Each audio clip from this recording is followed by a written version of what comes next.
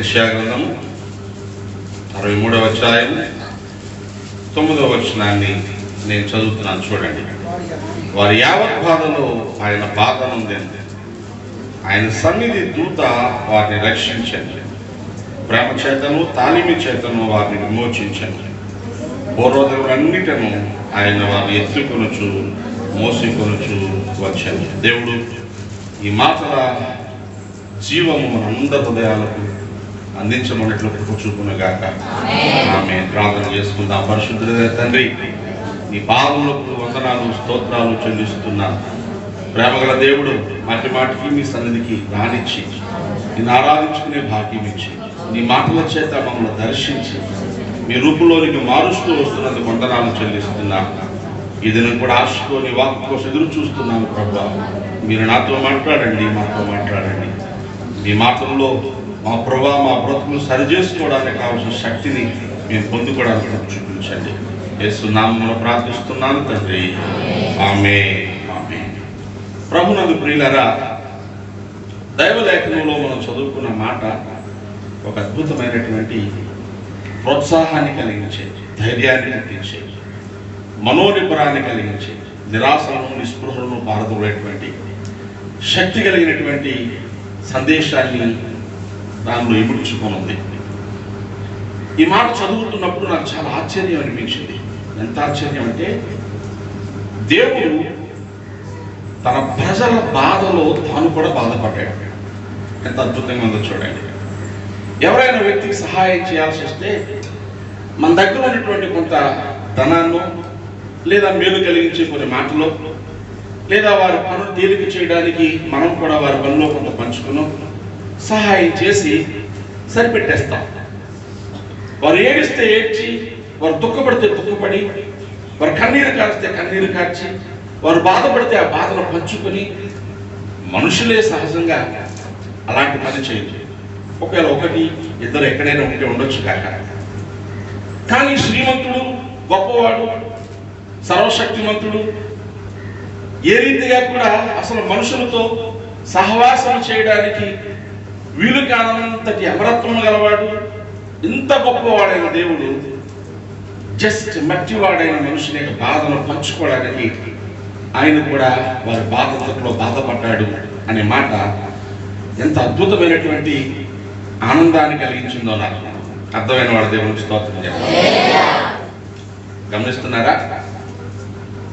చాలా సార్లు మనం కష్టం వచ్చినప్పుడు, బాధ వచ్చినప్పుడు, కన్నీళ్లు కలిగినప్పుడు, మనసంతా గలిబిలవుతున్నప్పుడు, నాకెవరున్నారు, నన్ను ఎవరు పట్టించుకుంటారు, ఈ శ్రమలో నాకు తోడెవరు అనే ఆలోచన చేత పట్టబడతాను. ఇందుకు ఎవరు అతీతులు కాదు. ఎంత గొప్ప స్థితిలో ఉన్న మనుషులైనా ఖచ్చితంగా ఏదో ఒక రోజు ఆ బాధ యొక్క తీవ్రత పెరుగుతున్నప్పుడు, ఇక మనం భరించలేమన్నంతగా శ్రమ పడతా ఉన్నప్పుడు, ఎవరు నన్ను ఆదరించలేకపోతున్నారే అనే ఆలోచన రాగానే లోతైనటువంటి నిరాశ గురైపోతూ ఉంటాం.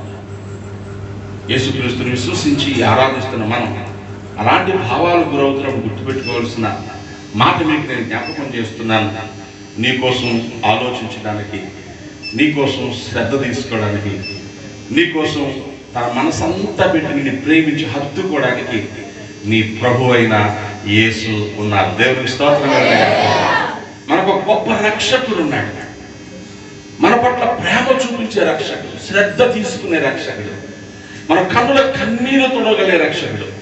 ఇది మనకు అర్థమైన రోజున మన బ్రతుకుల్లో ఎటువంటి పోరాటాలు ఎదురైనా, ఎంత పెద్ద సమస్య గుండా వెళ్ళాల్సి వచ్చినా కొంచెం కూడా నిరాశ పడము అనే విషయాన్ని విజ్ఞాపకం చేస్తున్నాను. దేవునికి స్తోత్రం కలుగుగా.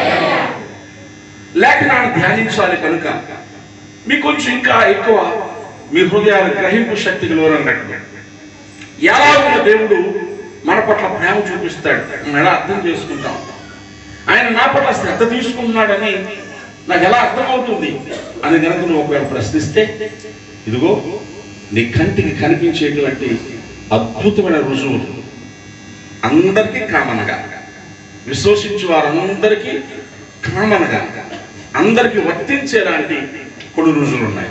ఇవి కాక వ్యక్తిగతంగా ఎవరి మట్టుకు వారితోనే దేవుడు సంధించే తీరు నీ ప్రార్థనకు జవాబు వచ్చే విధానం, నీ మనసుకు నెమ్మది కలిగించేటువంటి సూచనలు, నీ హృదయంలో ఆయన ఆదరణ కలిగించి మాట్లాడేటువంటి అంతరంగ స్వరం, ఇవన్నీ వ్యక్తిగత అనుభవాలు ప్రకటన పెట్టేస్తే అందరికీ సర్వసామాన్యంగా విశ్వసించి వారందరూ ఆయన పట్ల ఆశ కలిగి బ్రతికినప్పుడు వారందరికీ ఆయన ప్రేమ అర్థమయ్యేలా ఆయన ఉంచినటువంటి అద్భుతమైనటువంటి ప్రూఫ్స్, రుజువులు లేఖనం నుంచి మీకు జ్ఞాపకం చేస్తాను.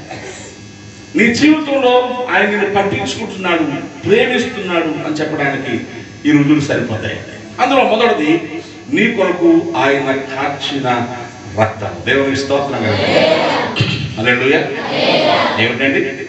యేసుక్రీస్తు ప్రభు నా కొరకు, నీ కొరకు, మన కొరకు కార్చిన రక్తము ఆయన ప్రేమకు రుజువు.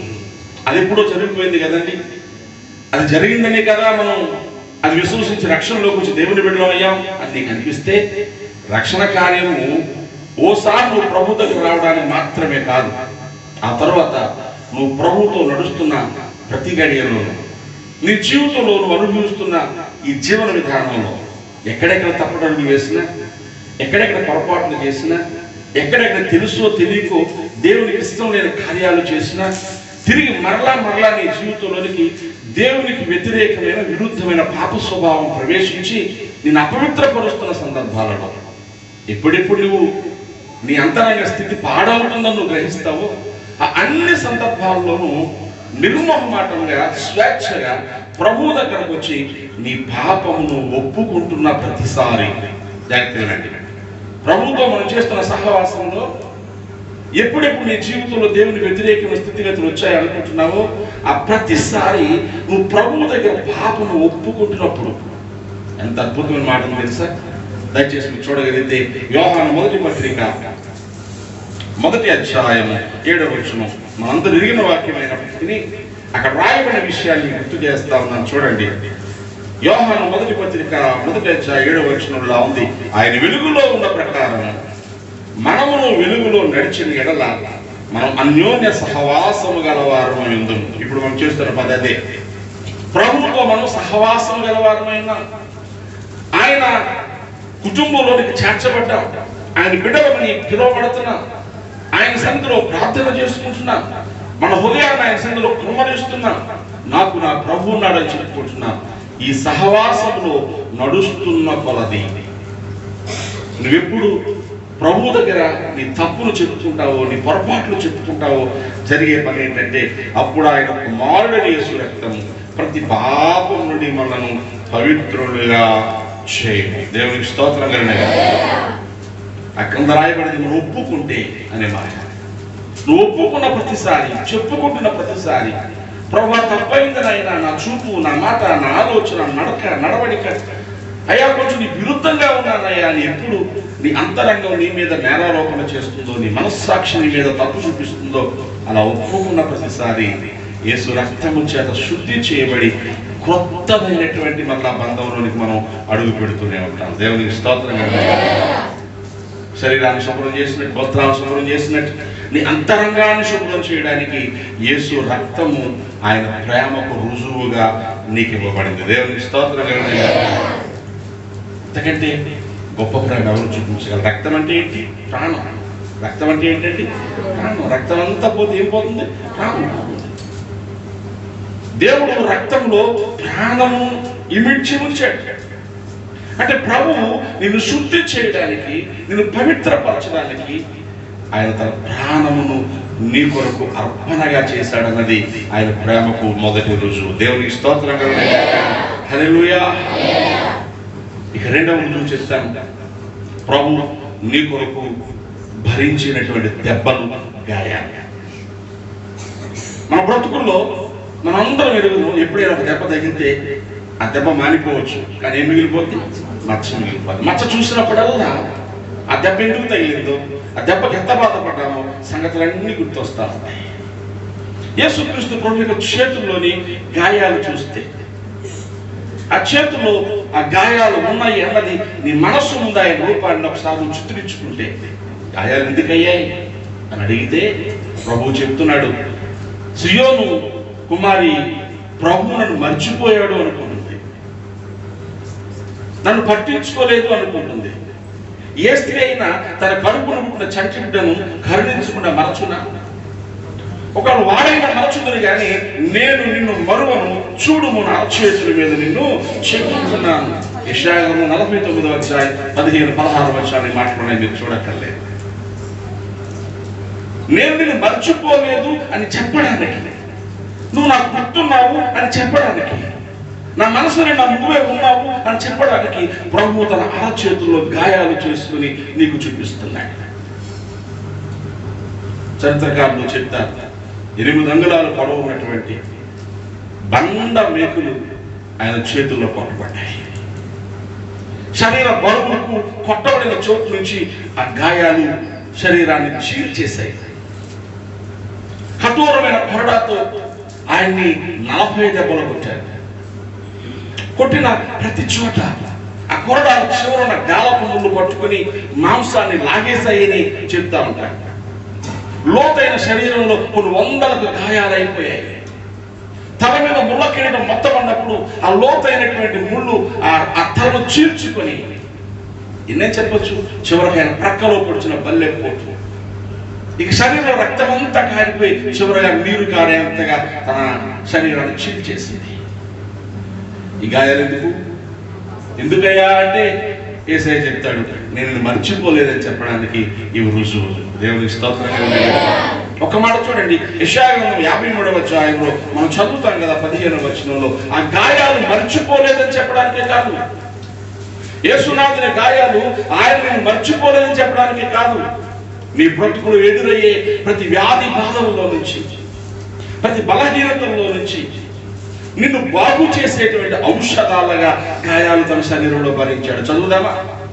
యెషయా 53వ అధ్యాయం 15వ వచనంలో రాయబడింది, మన అతిక్రమ క్రియలను బట్టి అతడు గాయపరచబడిను, మన దోషములను బట్టి నలగబట్టబడిను, మన సమాధానార్థమైన శిక్ష అతని మీద పడిను, అతడు పొందిన దెబ్బల చేత మనకు స్వస్థత కలుగుతున్న. దేవునికి స్తోత్రం. యేసయ్యను బాగు చేయి ప్రభు అంటే, యేసయ్యను స్వస్థపరచు ప్రభు అంటే, ఈరోజు విశ్వసించిన దేవుని పిల్లలు పలుమార్లు పలు రకాల బలహీనతలతో ప్రభు దగ్గరకు చెప్పుకుంటున్నాం. ఎవరన్నా నేను ఎప్పుడు నా రోగాన్ని బాగు చేయమని వేసిన అడగలేదని ఎవరు ఉన్నారు ఇక్కడ? అందరం చెప్తాం, చిన్న నుంచి పెద్ద వరకు, చిన్న చిన్న బలహీనత నుంచి ప్రాణాంతకమైన వ్యాధుల వరకు ప్రభు దగ్గరకు చెబుతాం. యేసయ్యా నా బాధలు అనగానే ఆయన తన గాయాలు గుర్తు చేసుకున్నాడు. నిన్ను స్వస్థపరచడానికి కదా నా శరీరం అంతా గాయాలు చేయబడ్డాయి, నేను పొందిన దెబ్బల చేత నీకు స్వస్థత ఇద్దామనే కదా, నీవు చేసిన బలహీనమైన పొరపాటు పనుల వల్ల నేను గాయపరచబడ్డాను కదా, అతడు పొందిన దెబ్బల చేత మనకు స్వస్థత కలుగుతుంది. Second proof of his love towards you and me. నా పట్ల నీ పట్ల ఆయన ప్రేమకు అద్భుతమైన రుజువు ఆయన గాయాలు. గుర్తుపెట్టుకో, నీకు జబ్బు తగ్గుతుందంటే అదైన గాయాల వల్లనే, నీ రోగం కుదర్చబడుతుందంటే అదైన గాయాల వల్లనే. ఆయన పొందిన గాయాలు, ఆయన పొందిన దెబ్బలు యేసుని ఎంత ప్రేమిస్తున్నారో చెప్పడానికి గొప్ప రుజువు. దేవునికి స్తోత్రం. ఇక మూడవ రుజువు చెప్తాను, జాగ్రత్తగా. యేసు నన్ను ప్రేమించాడు, నిన్ను ప్రేమించాడు, ప్రేమిస్తున్నాడు, నీ పట్ల శ్రద్ధ కలిగి ఉన్నాడని చెప్పడానికి ఉన్న అద్భుతమైన రుజువు, ఎప్పటికీ తిరుగులేని రుజువు ఆయన మనకి ఇచ్చినటువంటి జీవవాక్యం. దేవునికి స్తోత్రం. హల్లెలూయా. నేను అందుకే దేవుని వాక్యాన్ని ఎక్కువ చదవమని చెప్తాను. వాక్యాన్ని చదవండి, ధ్యానించండి, గుర్తుపెట్టుకోండి, మట్టి వాటిని తలంచుకోండి. ఎందుకంటే ఆ వాక్యమే ప్రభు. దేవునికి స్తోత్రం. దేవుని వాక్యం చదువుతున్నప్పుడు ఆ వాక్యం నాతోనే నేరుగా మాట్లాడుతుంది అన్నప్పుడు ఎన్నిసార్లు గుండె వ్యాధులు దూరపరచబడిందో, ఎన్నిసార్లు ధైర్యం వచ్చిందో, ఎన్నిసార్లు లోకమంతా నాకు వ్యతిరేకంగా అయిపోయి ఒక్కడే మిగిలిపోయినా నేను గెలవగలను అనిపించిందో ఎన్ని అనుభవాలు చెప్పమంటారు. నిజంగా వాక్యాన్ని ప్రేమించే వాళ్ళందరూ ఈ మాట చెప్తారు. బాధలో ఉన్నప్పుడు, శ్రమపడి ఉన్నప్పుడు, కృంగిపోయి ఉన్నప్పుడు ఆ వాక్యము మనం బ్రతికిస్తున్న తీరు చూస్తే, మన చిన్న మాట గమవ చూడండి. 107వ కీర్తనలో భక్తుడు పాడుకున్నాడు 19-20 వచనాలలో. వారి జీవితాల్లో కలిగిన శ్రమ, బాధ, పోరాటాలలో ఉన్నప్పుడు వారు దైవసంతులు చేసిన ప్రార్థన, దానికి వచ్చిన జవాబు ఎలాగో చూద్దాం. కష్టకాలం వారు యెహోవాకు మొర్రపెట్టిరి, ఆయన వారిని ఆపదల్లో నుండి విడిపించెను. ఆయన తన వాక్కును పంపి దేవునికి స్తోత్రం చెప్పాడు. దేన్ని పంపించి బాగు చేశాడు? దేని చేత విడిపించాడు? వాక్యమును పంపి. వాక్యమే కనుక లేకపోతే ఈరోజు మానవ జీవితంలో మనుషులు బాధలోనే, శ్రమలోనే నశించిపోయి ఉండాలి.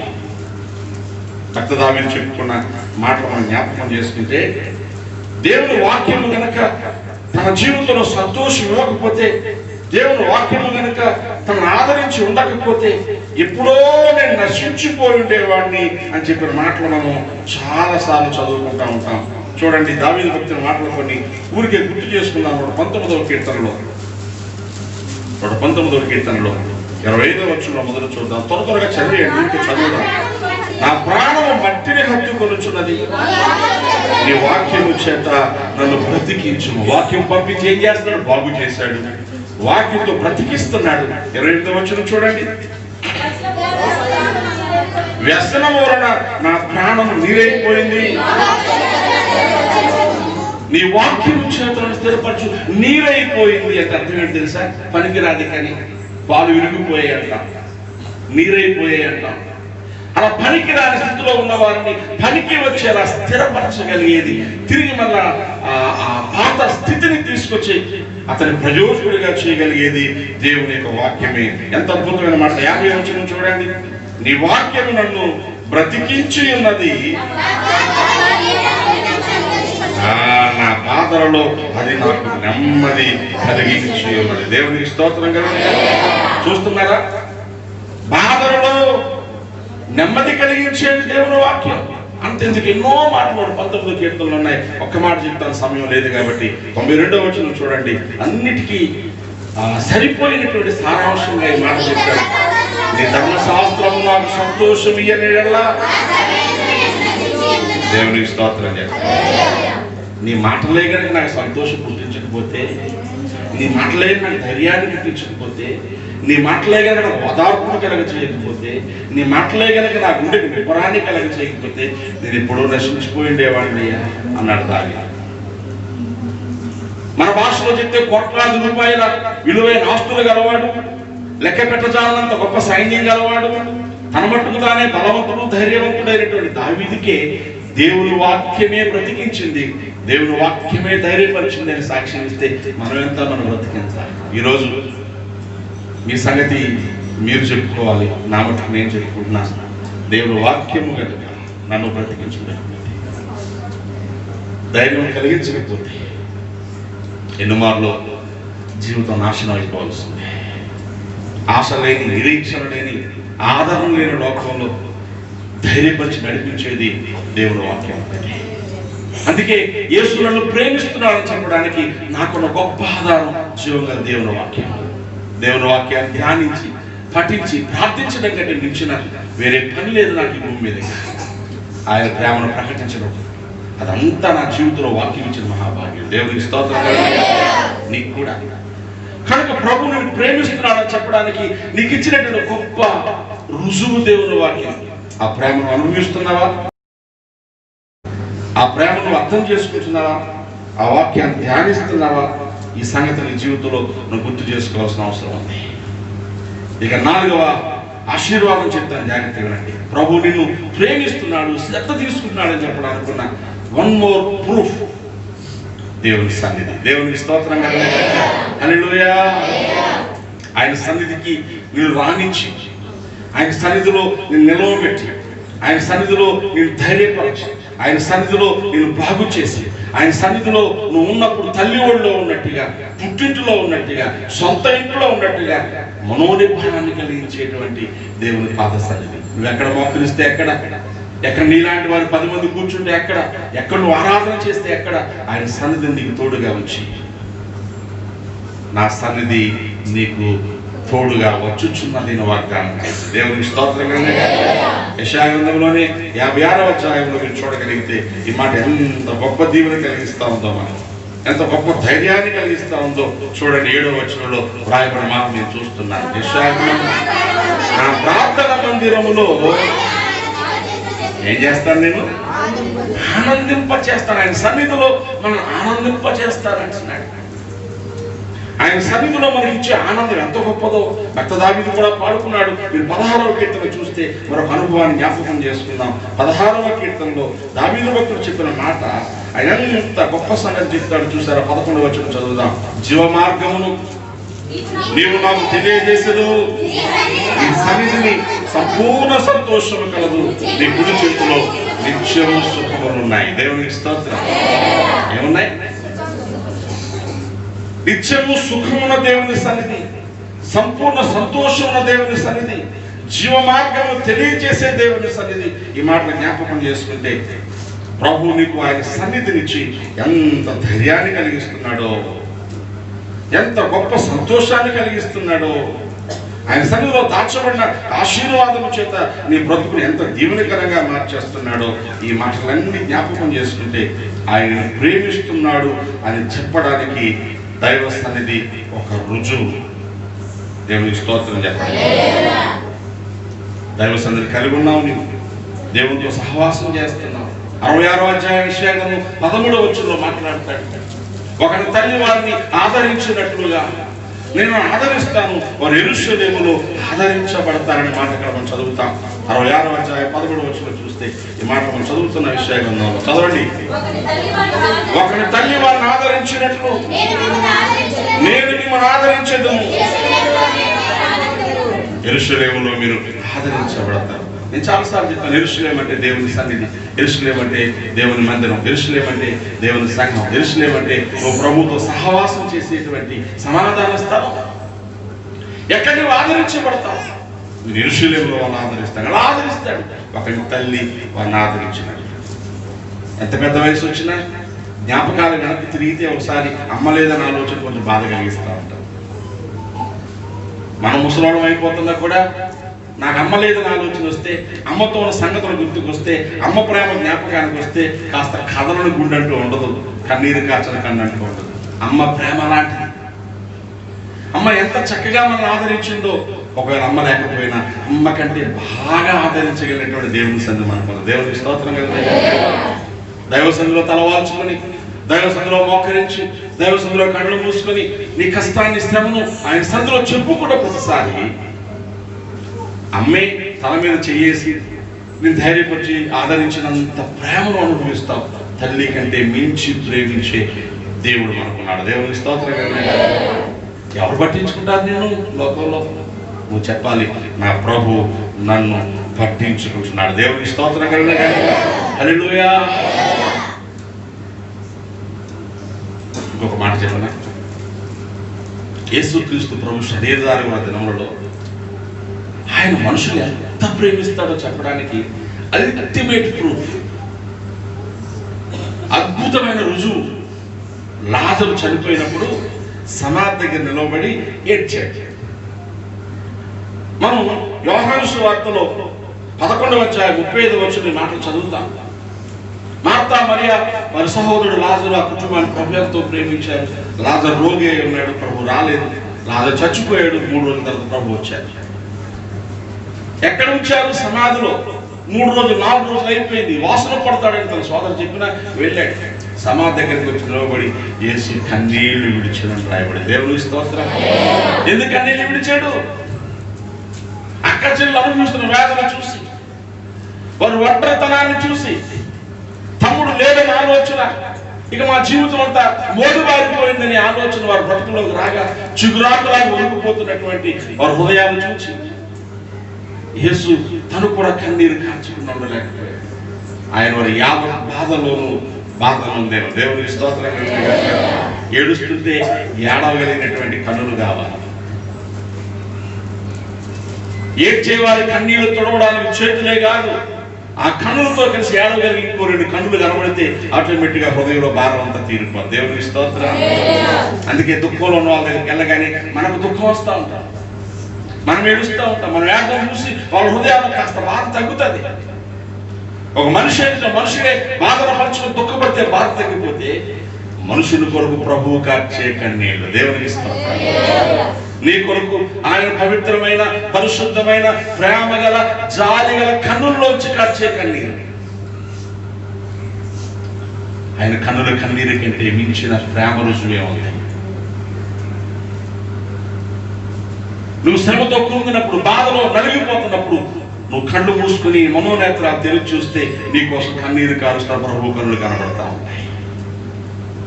నువ్వు బాధలో ఉన్నప్పుడే కాదు, నువ్వు శ్రమలో ఉన్నప్పుడే కాదు, ఒంటరితనంలో ఉన్నప్పుడే కాదు, నువ్వు మాట వినకుండా మూర్ఖంగా మారుతున్న ప్రతిసారి అని ఏడుస్తాడు. బాధలు పంచుకోవడమే కాదండి, పాడైపోతూ ఉంటే చూసి, నువ్వు దేవునికి ఇష్టంగా బ్రతకకుండా జీవితాన్ని పాడు చేసుకుంటూ ఉంటే చూసి, ఆయన ప్రేమ కవుల్లోంచి విదిలించుకొని బయటికి జారిపోతూ ఉంటే చూసి, నీ మట్టుకు నీ జీవితం పతనం అయిపోతూ ఉంటే చూసి కూడా ఏడుస్తాడు. ఇర్మియా గ్రంథం మీరు చూడగలిగితే 13వ అధ్యాయం 17వ వచనంలో ప్రవక్త హృదయం ద్వారా దేవుడు ప్రవచింప చేస్తున్నటువంటి ఈ మాటలు మనం చూస్తాం. ఇర్మియా గ్రంథం 13వ అధ్యాయంలో 17వ వచనంలో రాయబడిన మాట నేను చూస్తున్నాను. ఆయనను మాట విననులని ఎడల మీ గర్వమును బట్టి నేను చాటున ఏడ్చుదును. యెహోవా మంద చెరపట్టబడినందున నా నేత్రం బహుగా వలపోయొచ్చు. ఈ మాటలు మీకు అర్థమైతే, మాట వినకపోతే ఏడుస్తున్నాను నేను. దేవుని మందగా ఉన్న నీవు పాపము చేత, దోషము చేత, లోకము చేత ఏడవబడి చెరపట్టబడతా ఉంటే నా నేత్రము వలపోయొచ్చు, కన్నుల కన్నీరు కుమ్మరిస్తూ దుఃఖపడుతున్నాను. ప్రభునందు ప్రియ సహోదరుడా, సోదరి, ప్రియ కుమార్తె, ఈ మాటలు నీకు అర్థమైతే కనుక నిన్ను ప్రభు ఎంత ప్రేమిస్తున్నారో నీకు అర్థం అవుతుంది. ఇంత ప్రేమ, నువ్వు పట్టచాలంత ప్రేమ, నీ హృదయం భరించలేనంత ప్రేమ, నేను తల నుంచి పాదం వరకు ఆవరించి కుమ్మరించి కమ్ముకున్న ప్రేమ ప్రభు నీ పట్ల చూపిస్తా ఉంటే నువ్వు దిక్కులేనాడు ఎలా అవుతావు? నాకెవరు లేదు నెల అనుకుంటావు, నేను ఎవరు పట్టించుకుంటారని ఎలా చెబుతావు? నీకోసం ఆలోచించే పరమ తండ్రి ఉన్నాడు, కన్నీళ్లు కాచే ప్రభు ఉన్నాడు, నీ శ్రమను పంచుకునే ప్రభు ఉన్నాడు. ఇంకొక మాట చెప్తాను ముగింపులో, జాగ్రత్తగా వినండి. శిష్యులతో మాట్లాడుతూ ప్రభు అన్నారు, నేను వెళ్ళిపోతున్నాను, మీరు దుఃఖపడద్దు, నేను మిమ్మల్ని అనాథలుగా విడవను. దేవునికి స్తోత్రం కదా. ఆ మాట అర్థమవుతుందా మీకు? నేను మిమ్మల్ని అనాథలుగా విడవను. యోహాను సువార్తలో 14వ అధ్యాయంలో ఈ మాట నాకు ఎంత ధైర్యాన్ని కల్పిస్తుందో. నేను ఎన్ని రోజులు మీతో ఉన్నాను, మీకు నేర్పించాను, మీతో తిన్నాను, మీతో కలిసి తిరిగాను, నేను వెళ్ళిపోతున్నానని చెప్తున్నాను. మీరు ఒంటరి వాళ్ళం అయిపోతాను, దుఃఖపడకండి. నేను మిమ్మల్ని అనాథలుగా విడవను. 18వ వచనం, మిమ్మల్ని అనాథలుగా విడవను, మీ యొద్దకు వత్తును. దేవునికి స్తోత్రం కలుగును.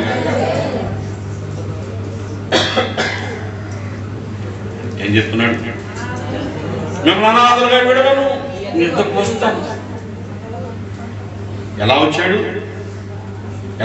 కలువరుసులో మరణమై సమాధిని గెలిచి ఆయన బేతనీకి తీసుకుని పోయి అక్కడి నుంచి పరలోకానికి ఆరోహణం అయిపోయిన ప్రభు ఆయన వెళ్ళిపోయిన 10 రోజులకి యెరూషలేము మేడగదిలో శిష్యులు మరొక 120 మంది కలిసి ప్రార్థన చేస్తుండగా బలముగా వీచుచున్న గాలి వంటి శబ్దముతో విభాగించబడి మీదకి దిగిన అగ్నినాళముల వంటి ఆకారంతో పరిశుద్ధాత్మ దేవుడై దిగి వచ్చాడు. గట్టిగా చెప్పండి కూడా దేవుడికి.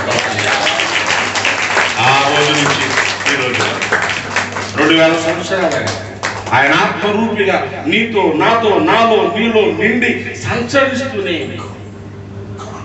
నేను అనాథగా విడవను, నీ యొద్దకు వస్తాను, నిన్ను ఆదరిస్తాను, నేను ధైర్యపరుస్తాను, నీకు తోడుగా ఉంటాను, నీ కన్నీరు తుడుస్తాను, నీకు బోధిస్తాను, నా శాంతిని నీకు అనుగ్రహిస్తున్నానని చెప్పిన మాటలన్నీ నెరవేరుస్తూ పరిశుద్ధాత్మ దేవుని యొక్క ప్రేమ మనం అనుభవించేలా చేశాడు. దేవునికి స్తోత్రం. ఇవన్నీ అందరి కొరకు సామాన్యంగా ఇవ్వబడినటువంటి ప్రేమ రుజువులు. ఈ సంగమా, దైవ సంఘంలో ఈ మాటలు వింటున్న వారులారా, సూటిగా ఒక మాట అడుగుతున్నాను.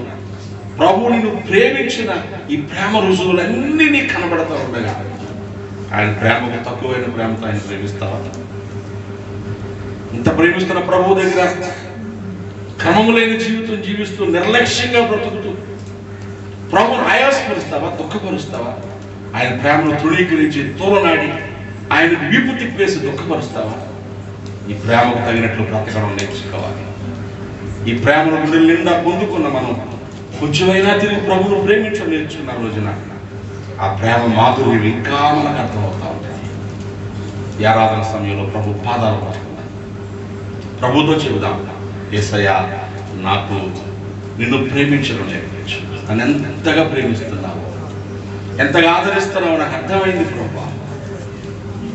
నేను కూడా నిన్ను ప్రేమించడానికి నాకు నేర్పి, నేను హత్తుకోవడం నేర్పించు, అప్పగించుకోవడం నేర్పించు, నేను వెంబడించి నడవడం నేర్పించు, నీలాగే బ్రతకడం నేర్పించు. ప్రార్థన చేసుకుందాం.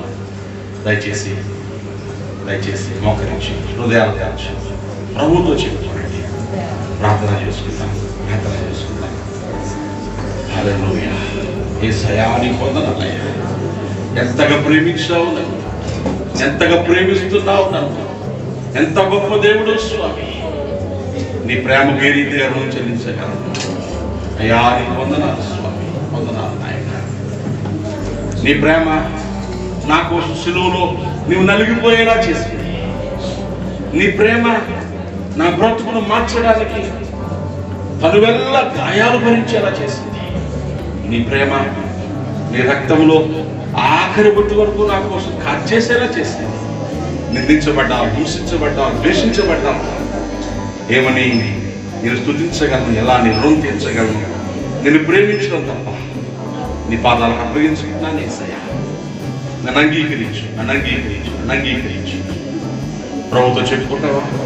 ప్రభుతో చెప్పుకుంటావా? ప్రభుతో చెప్పుకో. ప్రార్థన చేద్దాం. పరిశుద్ధులైన తండ్రి, నీకు వందనాలు, స్తోత్రాలు చెల్లిస్తున్నా. నన్ను ప్రేమించండి, ప్రేమంతటి కోసం స్తోత్రాలు. ఎన్ని రుజువులు నా పట్ల చూపిస్తున్నా. నీకు తగ్గట్టుగా నీ ప్రేమను గ్రహించి అప్పగించుకుని అర్థం చేసుకుని నేను మహిమపరిచేలా బ్రతకడానికి నేర్పించు. మా హృదయాన్ని పాదాల చేత మరొకసారి సమర్పించుకుని యేసు నామమున ఈ మనవులు సమర్పించి వేడుకుంటున్నాను తండ్రి. ఆమేన్. దేవుని కృప మీకు తోడై ఉండుగాక.